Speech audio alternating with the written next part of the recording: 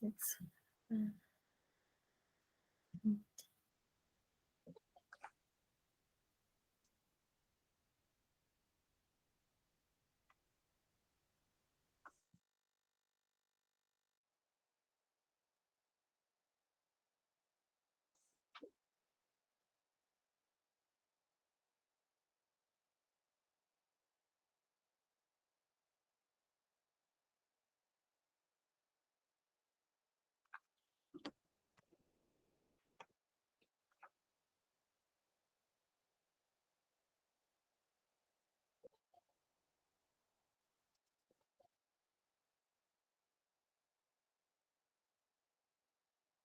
Hi, Mary Pat. How are you today?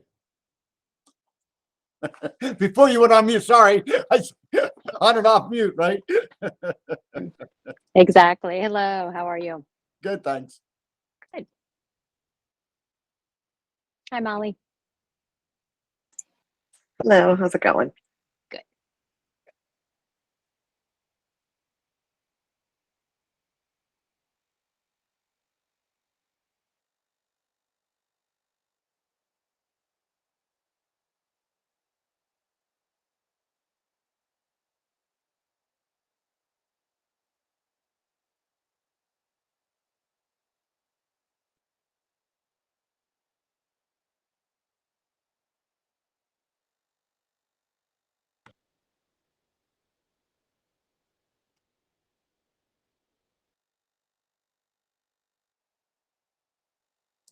Hey, Gary, is it raining out your way? Yes, it is.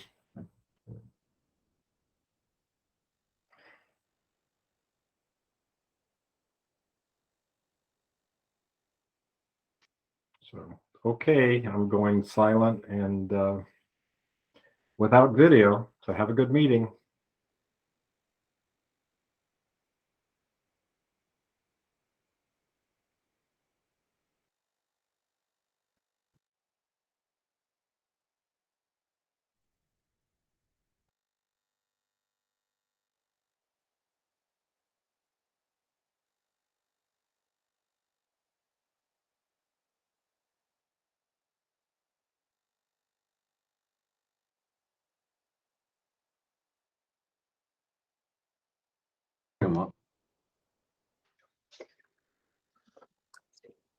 Hello, Secretary Gill. How are you today? Hey everyone! What's that show where they have all the squares? Is that Michael? What's that show called? Hollywood Squares. Yes, yes, yes. And look at Judy. She's in that top center. She's in the top square. Hi, Mike. How are you, sir? Hey Gary. Good to see you. So glad you could join us. Good to see you, Gary. Just another day in commerce. Doing well. Hey, is there anybody on this call, Mike, that's not retired? Just kidding. Just kidding. Going down to see Barry Saturday. Got any messages for him? I'm going to have dinner with you maybe the following week or somewhere around that. Where are you going to see him? Down at his house? We're going down to the game. Who do they play this week? Purdue at noon. Yeah, Purdue had a nice win. Yeah, so did Maryland. Jeez. You Very can't say nice that win. very often.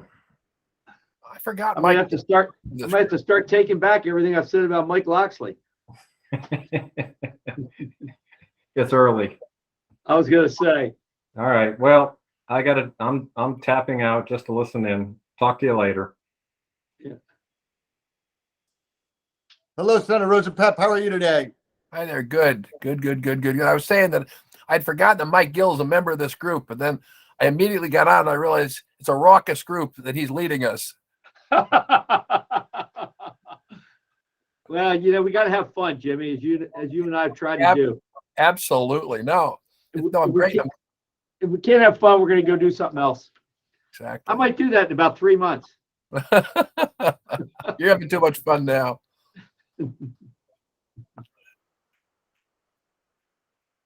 We're all yours, Mike. We are just going to give it another minute or two. There's lots of people coming in, so we'll just give it one more minute, and then we'll get ourselves started. That's good.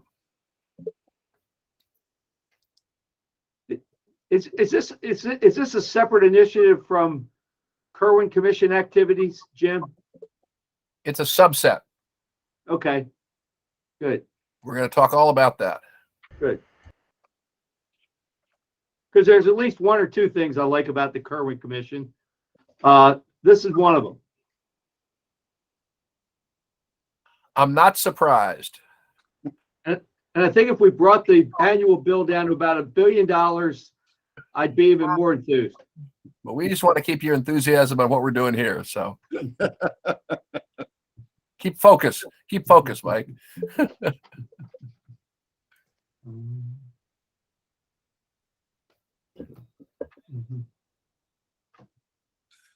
Okay, well, it's 2:02. I think it's about time we're going to get started. So with that, let me just say good afternoon.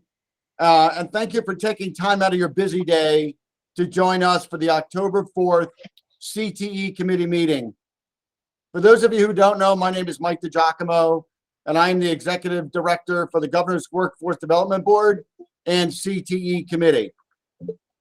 Today's meeting is an opportunity for members of the public to be introduced to the recently appointed CTE committee, followed by a presentation to give a high-level overview of the CTE committee duties and responsibilities within the blueprint for Maryland's future legislation.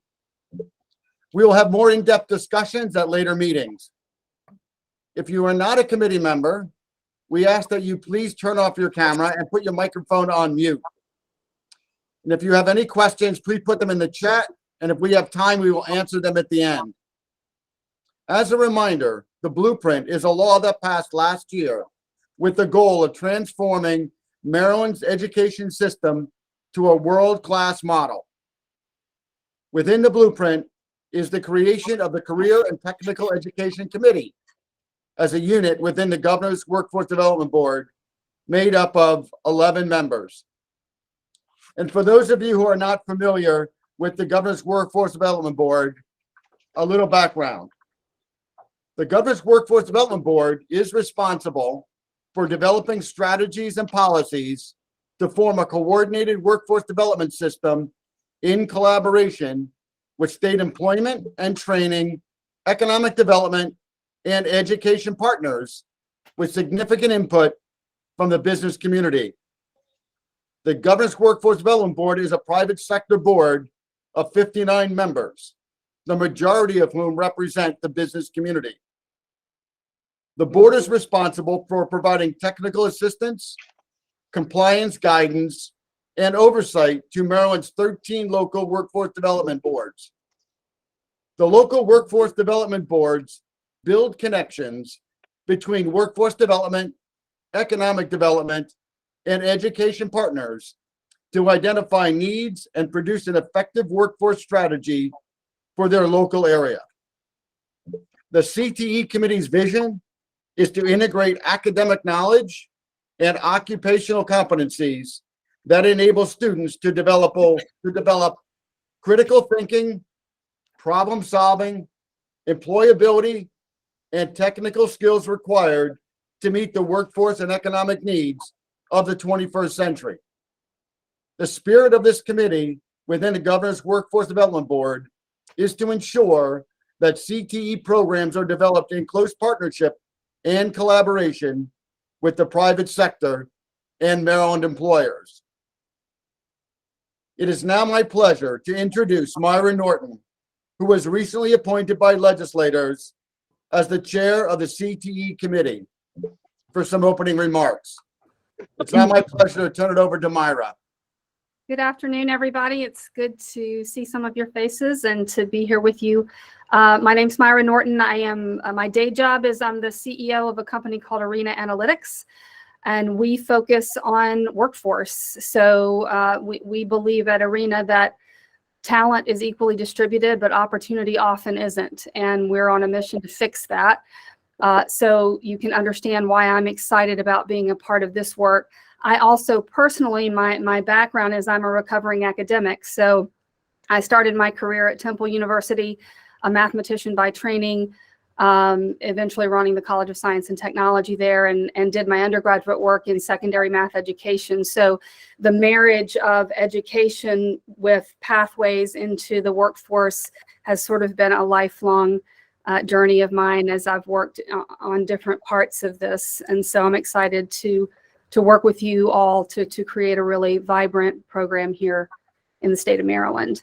I'd now like to introduce you to the other 10 members of the CTE committee, and I'll ask each of them to give you a little bit of their background.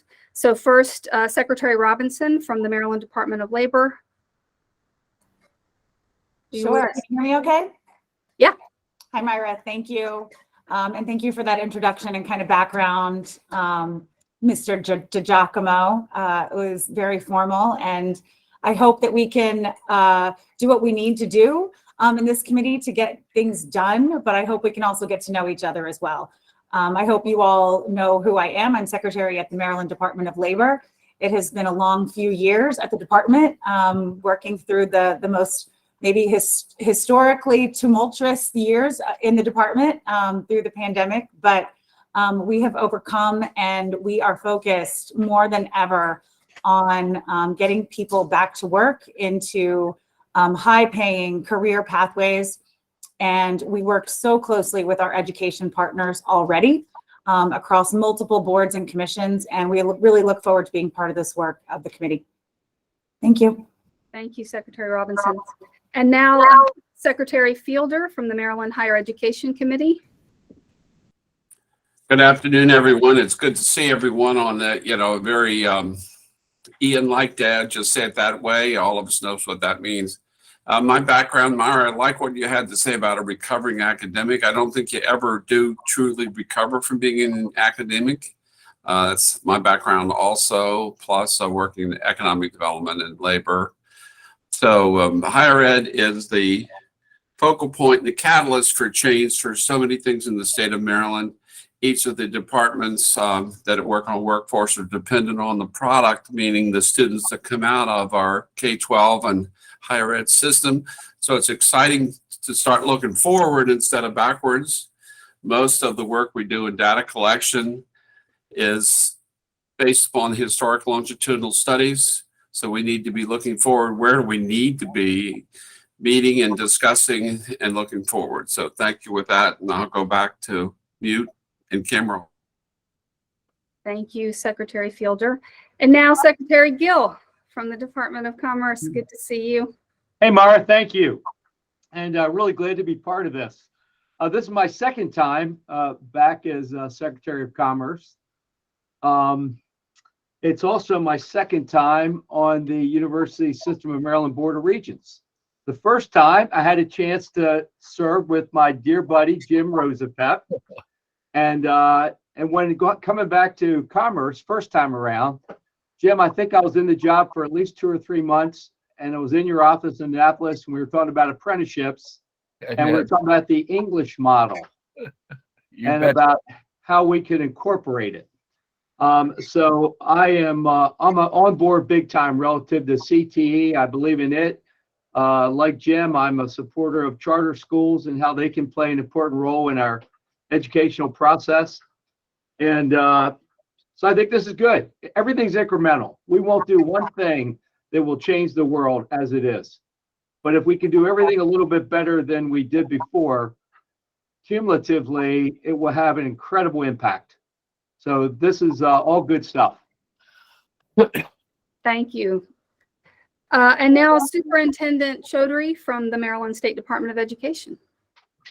Hi, Myra. Thank you very much. Excited to be here. It's my second year in Maryland, second year as superintendent. I'm excited. As I like to say, we are in blueprint generation. And so really excited to continue to evolve the work of the department and support our school systems to what I like to say, really blurring the lines between college, career, and our K-12 experience. It's very important that our high schools are really reconceptualized in a way where we can really ensure all of our kids have access to amazing opportunities beyond the classroom walls, and the work of this committee will be crucial to achieving our 45% of graduating class seniors achieving a industry recognized credential and or completing an apprenticeship or pulling off both. And so excited to make sure that the department stands ready to do, as I like to say, whatever it takes to make that happen.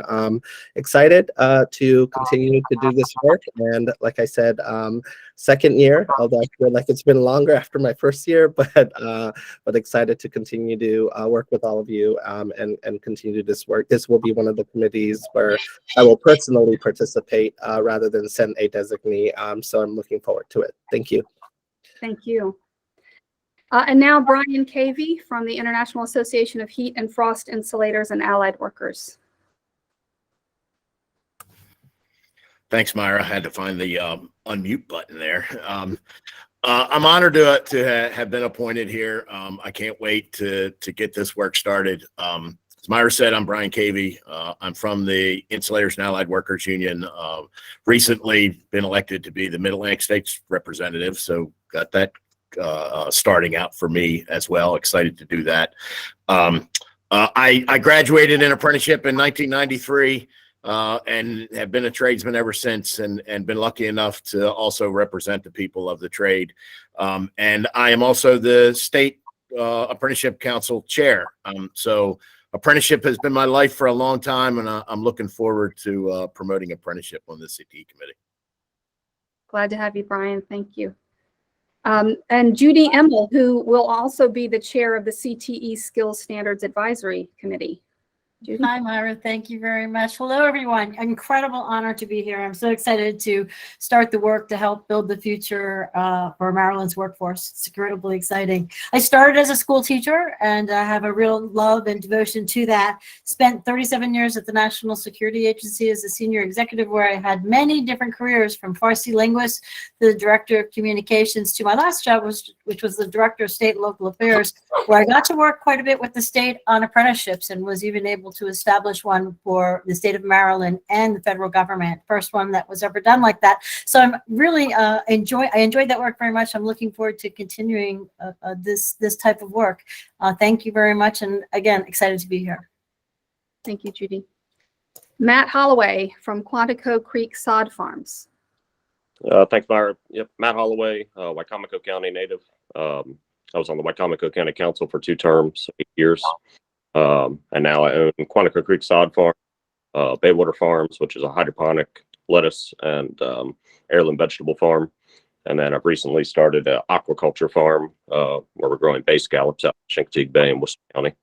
So looking, very interested in seeing how we can incorporate agriculture into this, make sure that agriculture is well represented, and just see how we can kind of blend everything together. Thank you. Thanks, Matt. And Dr. Deborah Montgomery from Baltimore County Public Schools.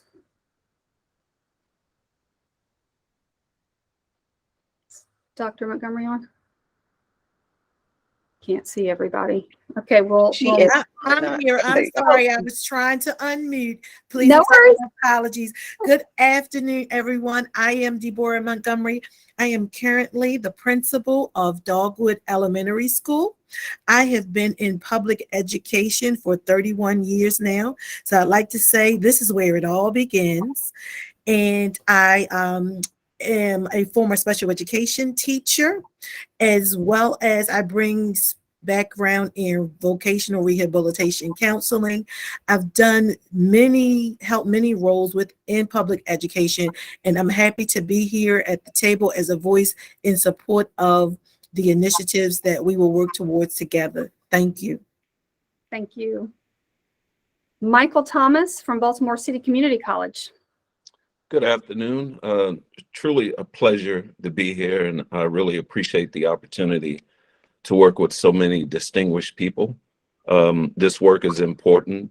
Baltimore City Community College, I serve as the Vice President of Workforce Development, Continuing Education. And so we're very, very invested in the community, and we're very concerned and want to be leaders in the path to ensure, as Secretary Robinson said, that Baltimoreans have the opportunity to participate in high wage earnings. So appreciate the opportunity. Looking forward to it. And thank you so much for having me. Thank you. And Sharnetta Young from CVS Health. Good afternoon, Myra. It's good to see you again, and it's also good to see and meet some of my new committee members. My name again is Sharnetta Young. I am the Director of Business Development for CVS Health's Workforce Initiatives team, and I focus primarily on creating non-traditional talent pipelines in order to feed the basic needs of an organization. And I really believe that we sit at the intersection of health, education, and workforce. And I also believe that that work is directly correlated with the work that we're going to be doing here today and over the next few coming months. I just really appreciate being a part of the committee, and I'm excited about the work that we're doing, and would just, whatever you need from me, you got. Thank you, Sharnetta.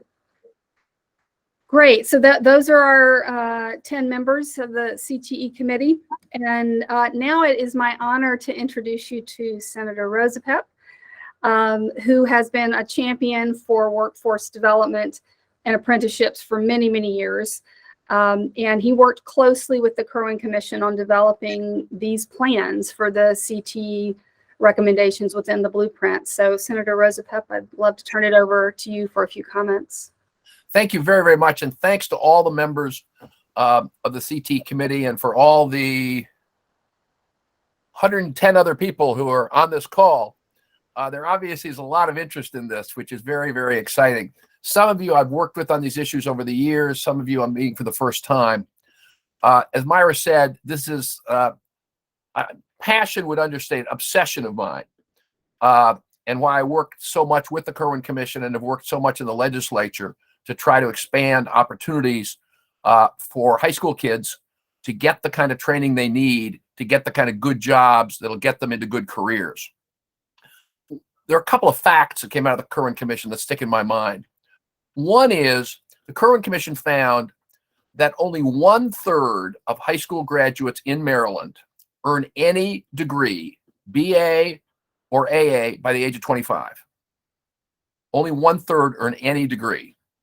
That means 2/3 are graduating from high school. Few don't graduate from high school. No, this is just graduates from high school. I apologize. 2/3 of high school graduates are on their own for their post-secondary career track and training.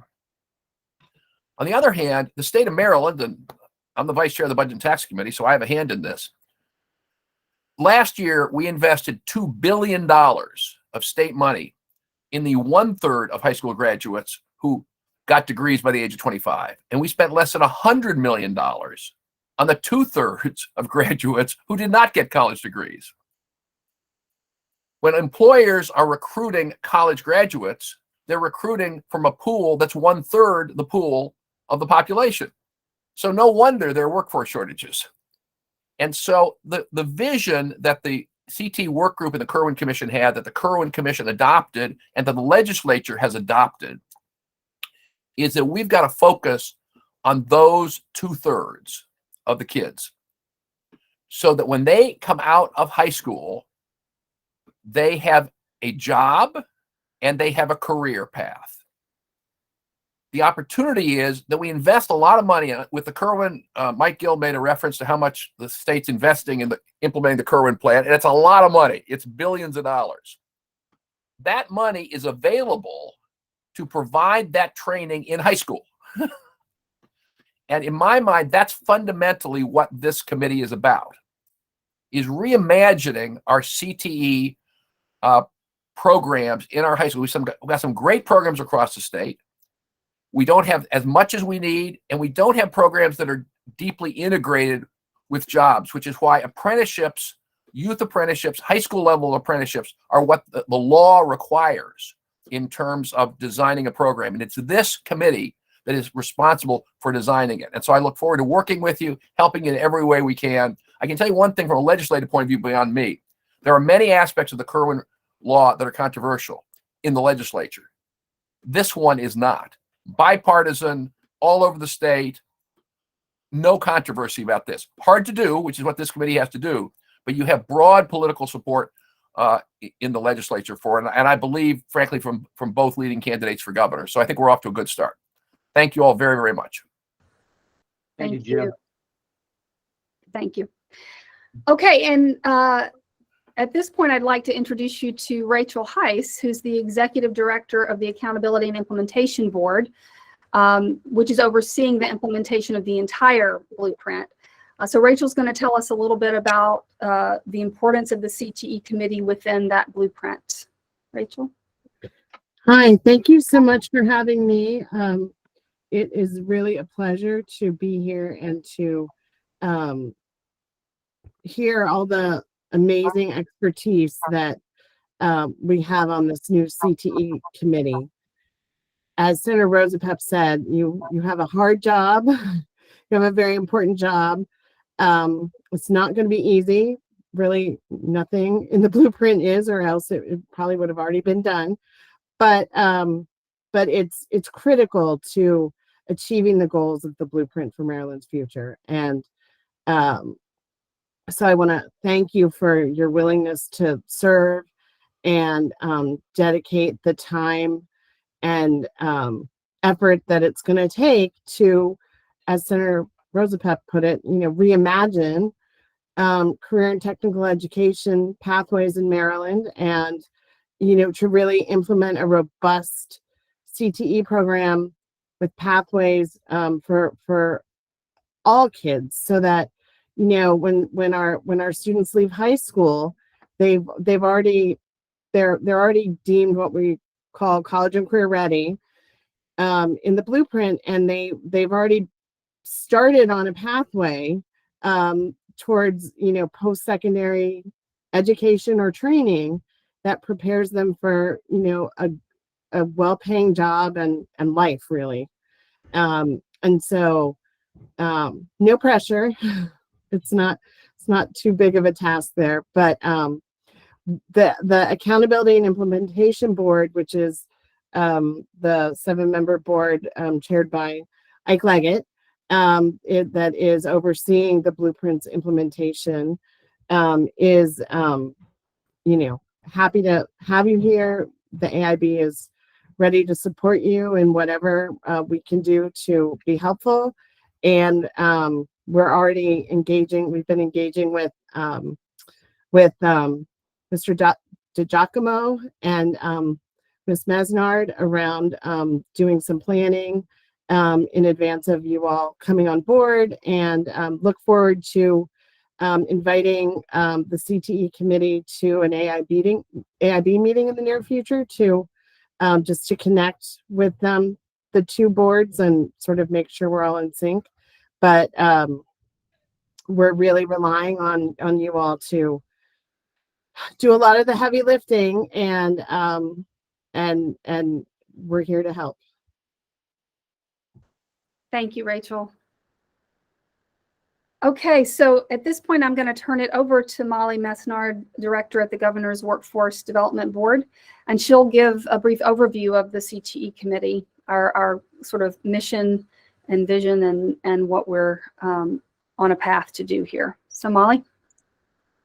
Yes, thank you so much, Myra. Can everyone hear me okay? Okay, great. I am going to share my screen so that I can present.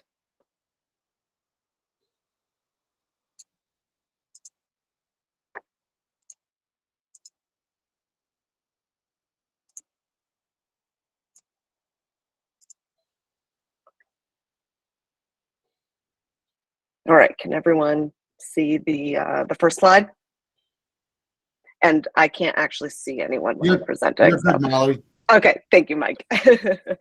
As Myra said, I am Molly Mesnard, Director of Workforce Engagement at the Governor's Workforce Development Board. And we really wanted to take the time at this first meeting to, introduce you to all the members. And you all heard how passionate they are about, the role and the responsibilities and the mission of the CTE committee, but also to kind of sort of lay the groundwork of what the requirements are within the blueprint for the CTE committee, and sort of what we're going to be doing over the next decade or so. So I'm sure many of you are familiar with the Blueprint for Maryland's Future, but just to give some historical background for those that don't know as much, basically in the 2016 legislative session, the Maryland General Assembly established the Commission on Innovation and Excellence in Education. This was also known as the Kirwan Commission, which we've been referencing sort of throughout the beginning of this meeting, named after the chair, Britt Kirwan, who was the chancellor of USM at the time. And basically the mission for this commission was to provide recommendations to create a world-class education for Maryland's public school students. So the commission had over 20 members, local officials, state, government agencies, academic administrators, educators, and so forth. And basically over a 3-year time span, they studied global best practices in education and came up with a list of recommendations that formed the basis of the legislation that's called the Blueprint for Maryland's Future. So the Blueprint bill was introduced during the 2020 legislative session and became law in 2021. Really the overall big picture for the Blueprint is it is transforming Maryland's education system. It's really aimed at supporting a child from pre-K all the way up to their career, and how do we provide that sort of holistic wraparound support in order for our students and our future employees and our children to succeed. So overall, there's sort of 5 main pillars, as they're referenced, that are a part of the Blueprint. So I'm going to briefly just give you an overview of the 5, and then we'll dive deeper into the 3rd pillar, which is really where the CTE committee comes in. So the first pillar is the early childhood education, and that's really expanding free full-day pre-K for all 4-year-olds and low-income 3-year-olds. The second pillar is high quality and diverse teachers and leaders. So this is sort of revamping some of the teacher training, but also building a career ladder for our teachers so that they are, promoted and they have something to look forward to and they're incentivized within their teaching career. This also increases their salaries as well so that they are competitive to similar fields. And also expanding a more diverse workforce. Additionally, this also means that teachers are going to get more time for student support and curriculum development and so forth. So there's a lot of components of the high quality, diverse teachers and leaders. The 3rd pillar is college and career readiness. And the basic gist here is that the goal is that most students will reach what is called college and career ready by the end of 10th grade, and then pursue a pathway that will either include early college prep programs, and or career and technical education, CTE. The 4th pillar is more resources for students. And again, this comes back to this sort of wraparound holistic support system that the Blueprint is trying to implement. So additional supports for, our schools with high concentration of students in poverty, more behavioral health services, more support services for special education students and English language learners, and so forth. And again, just kind of looking at the whole child and how we can support them, because if they are coming to school hungry, they are not able to learn. And how do we really wrap around and support the family and the children in order for these children to succeed? And then the 5th pillar is governance and accountability. And so that was the creation of the Accountability Implementation Board. And we just heard from their executive director, Rachel Heiss. And this is an independent unit within state government that basically is going to have authority over the next 10 years to ensure the recommendations of the Blueprint are implemented with fidelity. As Rachel mentioned, the AIB is made up of 7 members. They were all appointed about a year ago. And their chair is Ike Leggett, the former Montgomery County executive, and their vice chair is Britt Kirwan, who you may remember from the Kirwan Commission. Their meetings are open to the public. So they've been meeting over the last year, always virtually, and the meetings are also recorded. So if anyone from the AIB staff wants to drop a link to your guys' website in the chat, feel free. But as I said, the meetings are recorded and they're a really good font of knowledge to kind of get, more background if you want to dive into any of these pillars more fully. So now the college and career readiness pillar, to get into that more. So as I said, the goal is that most students will be college and career ready by the end of 10th grade, and no later than the end of 10th grade. And basically how that is going to be judged is that they would be successful in a career or a first year college level credit course. So how is this going to be assessed? The Maryland State Department of Education, in consultation with the AIB, is actually going to be contracting with a outside entity in order to do an empirical study to really provide recommendations for how we have a CCR standard. But the plan is, and that study will be due, I think, September 1st, 2023. And so the plan is that by the next school year, the 2023-24 school year, basically that students who are deemed CCR ready will have access to at least one post-CCR pathway. And I do want to stress that it says at least one. The idea is definitely an and not an or option for our students. And these pathways are going to be provided at no cost and free to the students. So the first pathway is entry college preparatory programs. So that's your International Baccalaureate, your AP, your Cambridge diploma program, and so forth. The second pathway is dual enrollment. And so that is the ability for a high school student to dually enroll at their local college and basically earn college credits while they're still in high school. And there'll even be a component of this where a student could earn up to potentially 60 credits. And so they could actually graduate high school already with an associate's degree.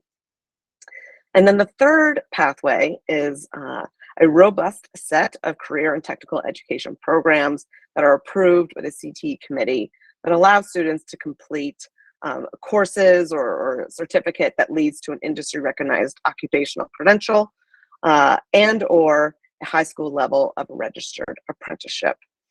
And you may be wondering sort of why so specific on the credential and apprenticeship when it comes to CTE.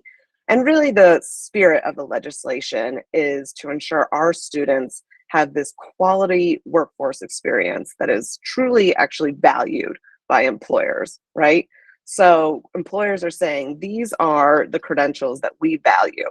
You have this certificate that shows to me you've gone through the necessary courses and you have the background and understanding for me to hire you. Likewise, with the high school level of a apprenticeship, that shows a level of commitment. You've completed so many hours of work and you've really grasped the concepts that an employer is looking for in order to hire someone. I think another piece of this is that it really empowers our students to make an informed decision about their future, right? When they graduate, they can decide whether they want to continue to go into the workforce, or maybe they want to go on to college and expand their workforce experience that they had. It's really just about them getting this quality workforce experience when they graduate so that they can go on and kind of better decide their future. So as Mike said earlier, the blueprint creates a CTE committee within the Governor's Workforce Development Board. And the mission of the CTE committee within the blueprint is to build an integrated, globally competitive framework for providing CTE to Maryland students in public school, institutions of post-secondary education, and the workforce. And overall, we put the mission and vision in the agenda, but sort of the vision of this is to, you're integrating your academic knowledge, but also with the occupational competencies that really enable and empower our students to develop, critical thinking skills, problem solving skills, just general soft skills technical skills, the things that are required in order to meet the workforce and economic development needs of the 21st century job market. And, a part of why the CTE committee is within the Governor's Workforce Development Board is to really bring the workforce to the table, right? To really ensure that the private sector and businesses are sort of driving the train of what the curriculum is and what the students are being taught. So that employers and industry representatives are saying, this is what I'm looking for. This is what I want you to train our students on. This is the credential that's valuable to me. And really ensuring that employers and industry representatives are at the table and really having a voice. The big goal that the CTE committee will be working backwards from, that's written in the legislation, is that by the 2030-31 school year, 45% of high school students shall complete a high school level of the apprenticeship or the credential. And so, over this upcoming little less than a decade, the CTE committee is going to be working very closely with the Maryland Department of Labor, the Maryland Department of Education, all the local 24 school districts, employers, and students, and really trying to have a better understanding of how we can, scale the attainment of credentials and apprenticeship and really make it a valuable experience to everyone involved. There are many duties within the CTE committee in the blueprint.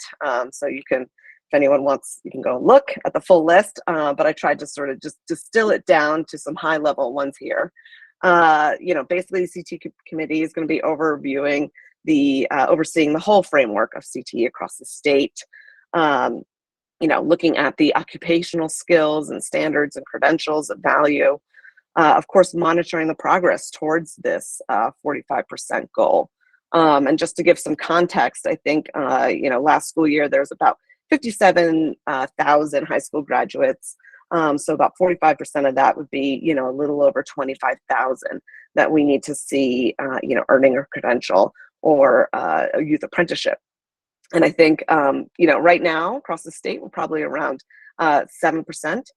And so, we're definitely, the CTE committee is going to be working with, the Department of Education and all of our partners in the AIB and so forth, and really just thinking outside the box, how do we scale these pieces in order to meet that goal? The CTE committee will also be addressing operational issues. So, for instance, with youth apprenticeship, sometimes transportation is a challenge for a high school student to get to a job site. So how do we, what are ways that we can think, again, outside the box in order to meet those challenges? The CTE committee will also be creating a CTE expert review team. And MSDE will also be creating their own expert review team. And basically the purpose of these teams of experts is that they're going to go out to schools, 10% of schools per year, and conduct interviews, observe classes, and collect data and so forth, and just kind of seeing how the blueprint is being implemented. And really the goal and spirit of this is to collaborate with the schools in order to support them in meeting the blueprint. It's, it's not supposed to be punitive. It's not supposed to be sort of the monitoring and so forth. It's really just to provide the support and recommendations to schools on how they can meet the CTE needs of their students. The CTE committee will also be creating a CTE Skills Standards Advisory Committee. And this is really the committee that's going to be sort of drilling down into these occupational standards. And so, the committee members are going to include employers, apprenticeship sponsors, educators, and so forth, but really just trying to get a better idea of, what do you need in order to advance in a career? What are the concrete steps in order to get there? And again, looking at those credentials, looking at the curriculum, and so forth. And so this committee will be making recommendations to the CTE committee to consider. Well, you've all been introduced to the 11 members of the CTE committee, so I'm not going to go through and list it out here, but this is what's required in legislation. And as you can see, it's, you know, a healthy balance between education and, you know, labor represented. And, you know, I think, again, you know, just hearing from all the CTE committee members when they introduce themselves, you can tell they're very passionate about workforce development and really investing in our children's future. The Governor's Workforce Development Board. So we'll get into the sort of timeline of where the CTE committee is at right now. But, you know, basically over the last year, Mike and I and the rest of us at the Governor's Workforce Development Board have been sort of getting a baseline understanding for where CTE is at across the state.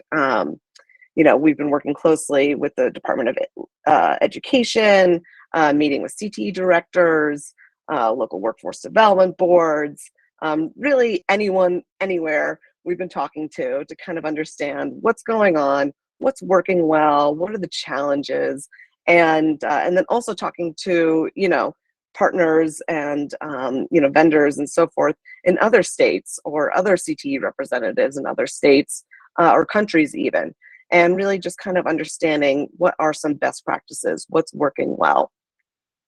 I also want to mention the local workforce development boards because there is a piece of the blueprint that includes them.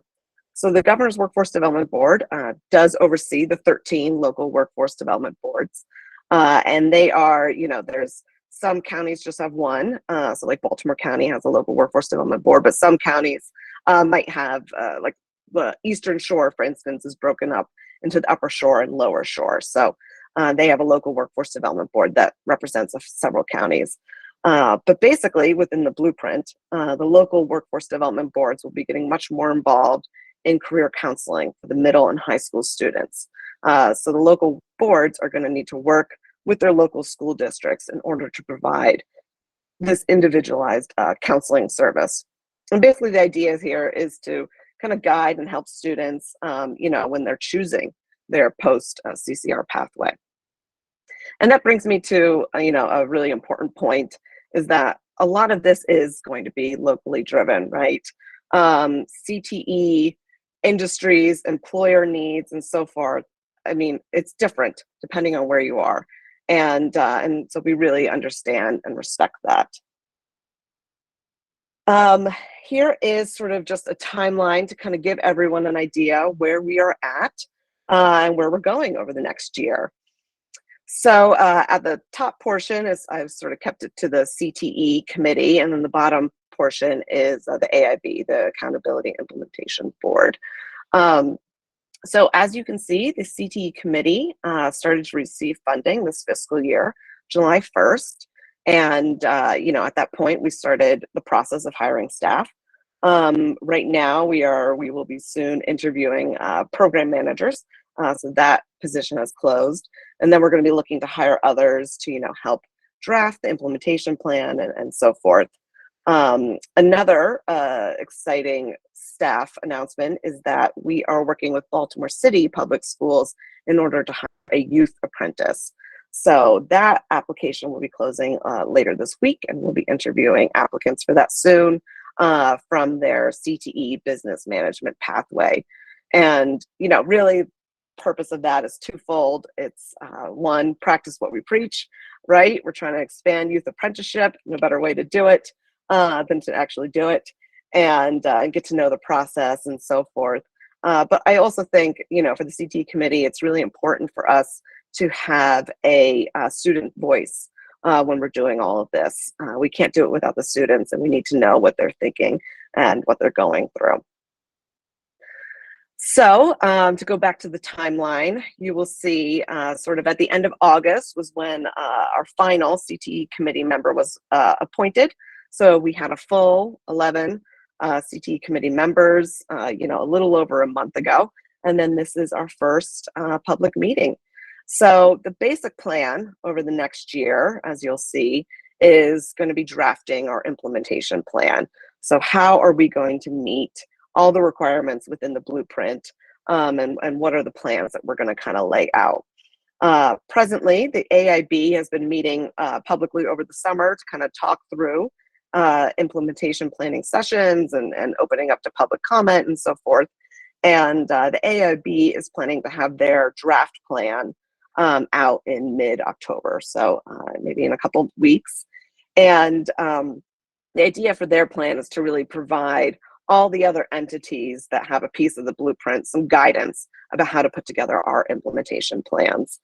The AIB will then be opening up their draft plan to public comment, and their final plan will be coming out December 1st. At that point, the rest of us who have a piece of the blueprint to implement will have our final plan due March 15th of 2023.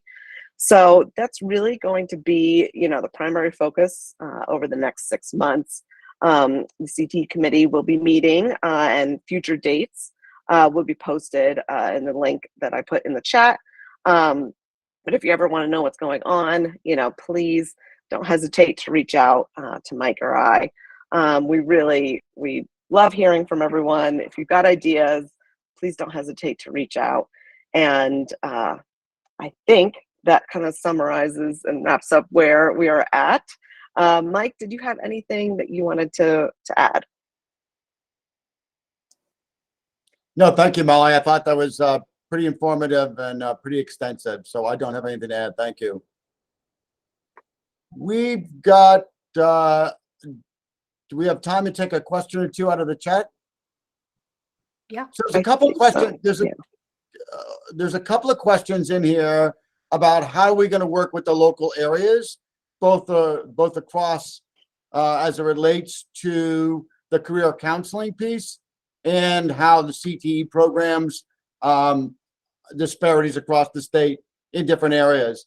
I'll start there and say that I think the CTE committee is going to be providing guidance. We do know, and we've been talking to local areas, that everybody does everything a little bit different.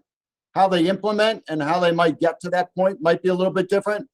But I believe the CTE will provide recommendations and guidance to the local areas to come up with those plans, both from a career counseling perspective, as well as to what the local areas look like from a CTE perspective. I don't know if Molly or anybody else would like to add to that. No, I think that summarizes it very well. I think that was the only two questions that we had in the chat.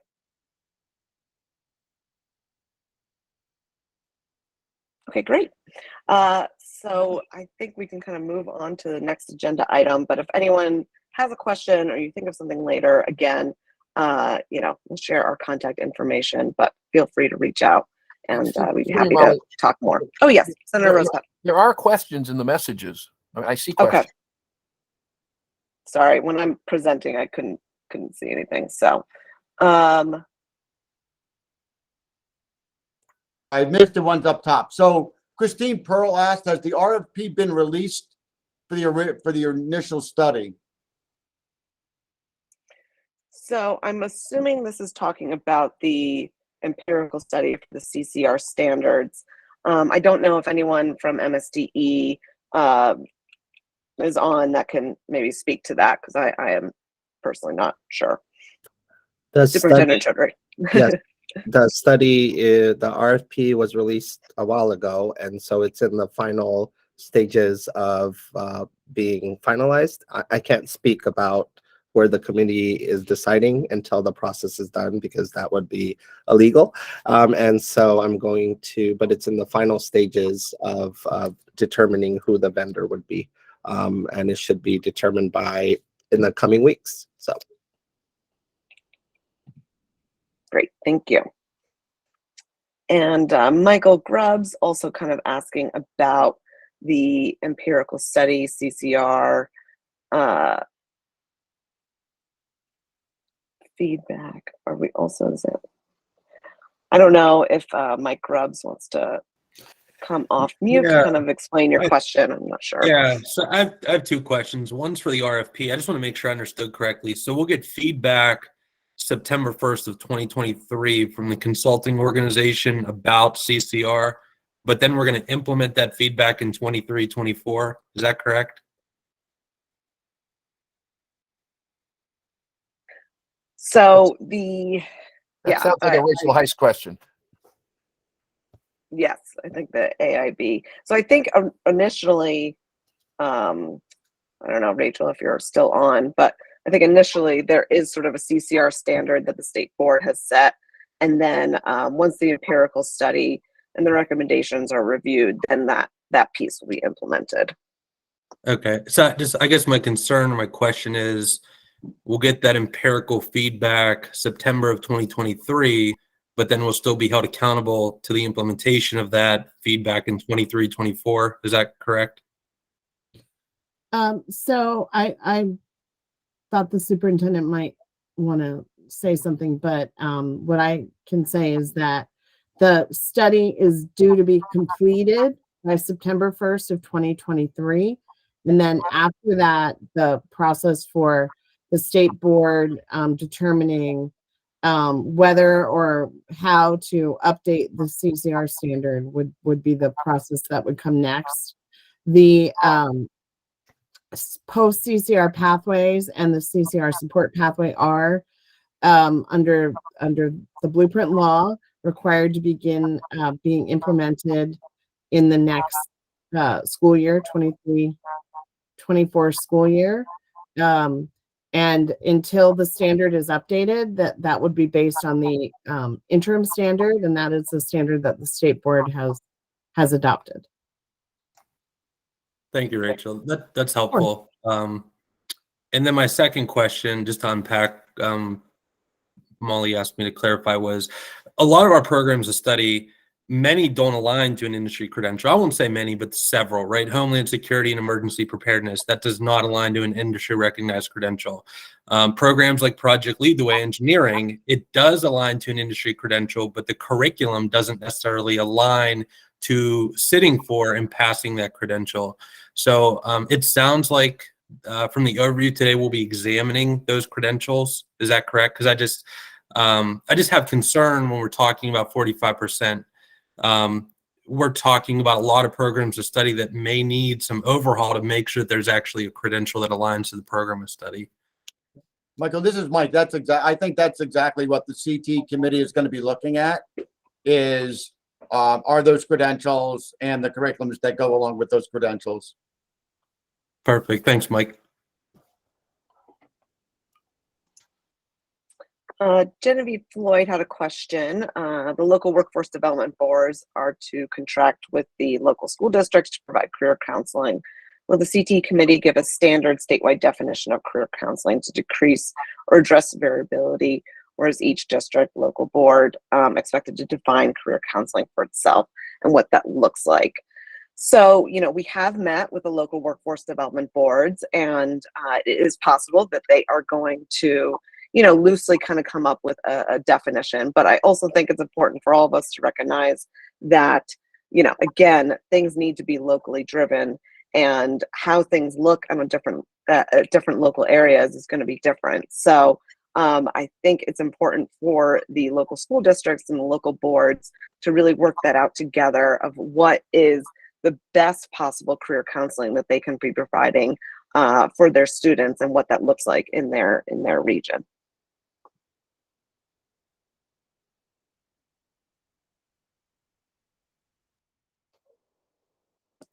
There's another question from Robin. Just curious how the CT committee is supporting the AIB draft plan that is due soon. The CT committee is a large portion of Pillar 3. It seems like a quick turnaround for this committee if they will be part of the plan. Molly, do you like just take that one? Sure. So we, as Rachel mentioned, we've been, meeting with the AIB staff. And so we have an open line of communication, and, we are actually also going to be meeting with them next week as well to kind of talk through, some clarification and so forth. So I think, the biggest takeaway of all of this is, the blueprint is made up of many partners, and we all have to work together in order to make this work, right? We can't be, that's the whole point, right? We can't be siloed and doing our own thing. So I think we've got good relationships and, open communication between ourselves, AIB, the local school districts, MSDE, and so forth. So, and on that, I think we do have to move on in order to stay on track. So I'm sorry we can't get to the rest of the questions, but later I will review them and try to get back to you all individually.